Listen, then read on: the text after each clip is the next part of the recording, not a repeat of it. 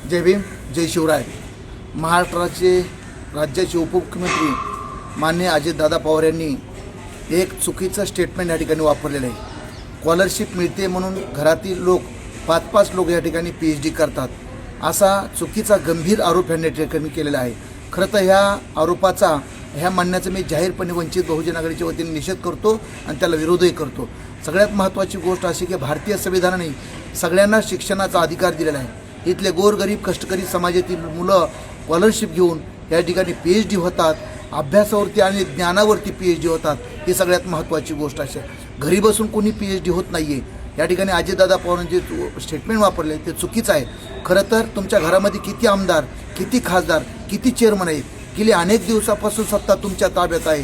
ही सत्ता तुम्ही भोगता, हे सत्तेमध्ये तुम्ही चालतात, परंतु घरातले माणसं या ठिकाणी 5 लोक PhD झाले म्हणून तुमच्या पोटामध्ये उपटसोळ सुटलेला आहे. खरं तर PhD होणं म्हणजे काय तलावामध्ये मुतण्यासारखं नाही आहे. ही सगळ्यात महत्त्वाची गोष्ट लक्षात ठेवली पाहिजे. मी पुन्हा एकदा ह्या वक्तव्याचा जाहीरपणे निषेध करतो आणि वंचित बहुजन आघाडी पुढील काळामध्ये जर चुकीच्या पद्धतीचे स्टेटमेंट वापरले तर या ठिकाणी अजित पवारच्या विरोधामध्ये व्यापक स्वरूपाचं आंदोलन केल्याशिवाय राहणार नाही आहे. शिक्षण काय असतं